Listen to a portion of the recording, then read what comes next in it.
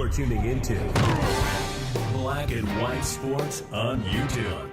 The no-holds-barred truth on sports. The main event starts now. All right, guys and gals. Well, we're going to talk about one of these serious topics on this channel yet again, this time involving somebody that, frankly, I got a lot of respect for.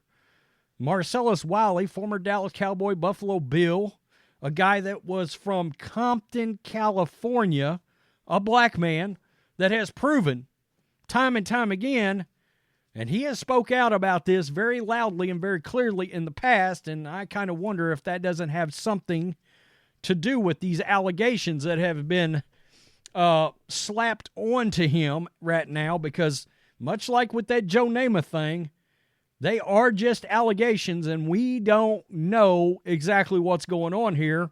And because of that, everybody's got to be very cautious.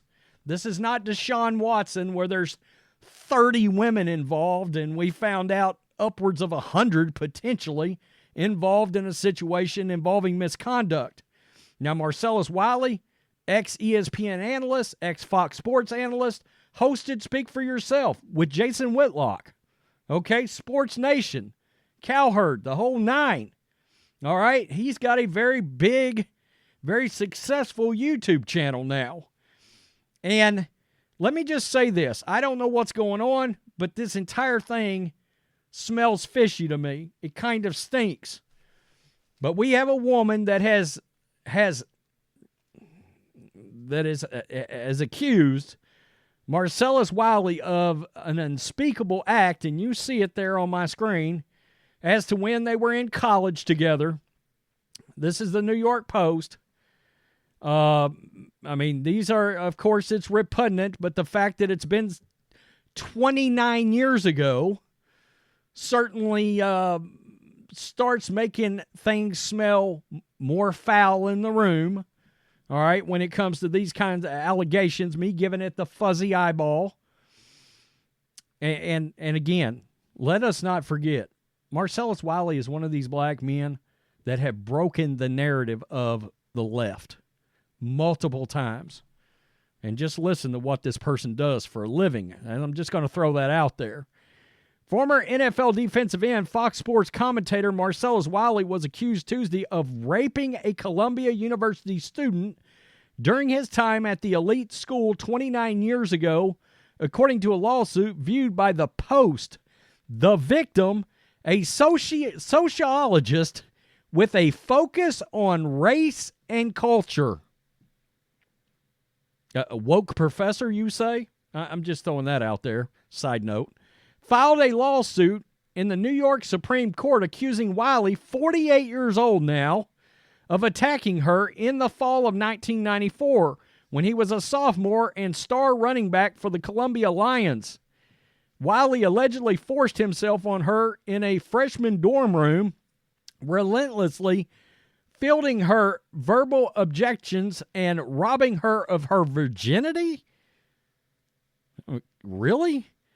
An attack would later drive his victim to attempt suicide. Quote, Wiley's actions were intentionally designed to cause the plaintiff severe emotional distress or were taken with reckless disregard of the significant and/or substantial probability causing the plaintiff severe emotional distress, the lawsuit states. The now Ivy League professor claims she and Wiley were friends when he invited her to her living quarters, telling her he wanted to listen to music and eat dinner together.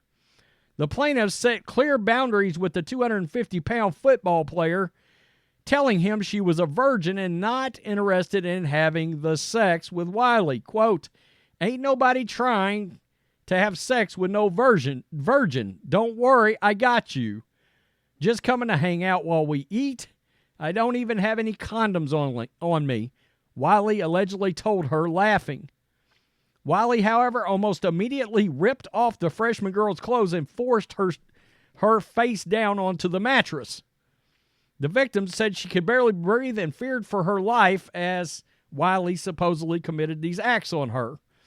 She managed to escape and scrambled to find her clothes, nearly contemplating fleeing the room naked, but was verbally threatened and physically yanked back into bed by Wiley for another round of alleged abuse. After confiding with a friend over the attack, the victim reported the situation to a series of Columbia University administrators, all of whom accused her of displaying fondness for Wiley and dismissing the assault in an attempt to preserve the budding football star's professional career. One of the administrators allegedly showed the victim's statement to Wiley, who, quote, just disagreed that it was abuse. Residential Dean Kathleen Dumont, who died in 2011, allegedly accused the victim of misinterpreting the terrifying encounter because she was born in the African island county of Cabo Verde. McDermott then told the plaintiff that in McDermott's opinion, the defendant had not actually abused the plaintiff because the plaintiff was not from America and therefore misinterpreted the defendant's conduct because, quote, people from different cultures interpret things differently, the lawsuit states. Rather than be expelled, Wiley was placed on academic probation in order to complete the spring 1995 semester from his home in L.A. He was permitted to return to complete his academic and sports career, eventually becoming the Lions captain and leading the team to one of its best seasons in decades. The victim and the friend who encouraged her to report the assault received a series of harassing phone calls in the months after the minimal punishment was handed down, she claimed. Quote, the following spring, while on mandatory leave, the plaintiff attempted suicide. The plaintiff was admitted to a locked hospital ward for 2 weeks before being released. When Wiley eventually returned to the Manhattan campus, the victim was forced to share multiple classes with her alleged attacker, who also studied sociology at the Ivy League. And it goes on with some more things. After his final season in the NFL, he played 10 seasons, guys. In 2006, he worked for ESPN's NFL Live, co-hosting the network Sportsnation. I think that was with Clarissa Thompson, before moving to Fox Sports and Fox FS1. So there you have it. There's the allegations. There's what's going on with this woman and Marcellus Wiley. I am going to be skeptical of something like this when it comes out.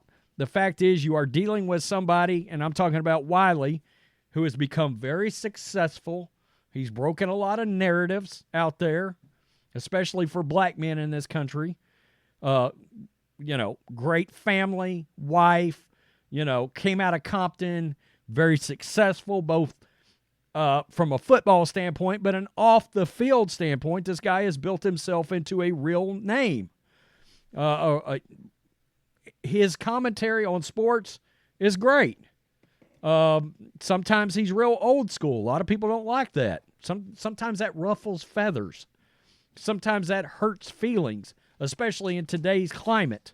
So, yes, on a situation like this, just as I was skeptical with Michael Irvin and I was skeptical the other day with Joe Namath, I'm going to give a fuzzy eyeball to this situation till it proves itself out, more details emerge, and more things that look concrete actually come out about this situation involving Marcellus Wiley.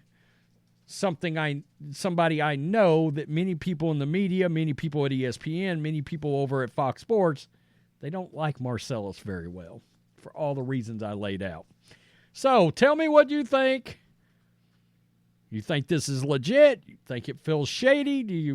How do you perceive what is going on involving Marcellus Wiley? Peace them out. Till next time. Thanks for watching the show. Be sure to like, comment, and subscribe. Be sure to tune in next time on Black and White Sports.